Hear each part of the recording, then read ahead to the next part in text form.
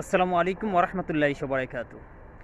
Iraq প্রবাসীদের মধ্যে যারা বিভিন্ন সংগঠন পরিচালনা করেন, নেতৃত্বে বা দায়িত্বে আছেন, তাদেরকে উদ্দেশ্য করে আমার কথা বলা। তা হলো, কাউকে আপনি যদি জেনে থাকেন যে সে মাদক সেবী, তাকে শাসন করতে না পারেন, কিন্তু তাকে মাদক সেবনে উৎসাহ দিয়েন না। এটা আপনার কাছে অনুরোধ। আমি একটা পোস্ট করেছি হয়তো 2-4-5 মিনিট আগে। এখানে কি বিষয়গুলো লেখা আছে একটু ভালো করে পড়বেন। পড়ার পরে নিজেরা যে দায়িত্বগুলো পালন করেন, আপনাদেরকে ধন্যবাদ জানাই যে নিজের খেয়ে অন্যের জন্য সবসময় কাজ করে যান।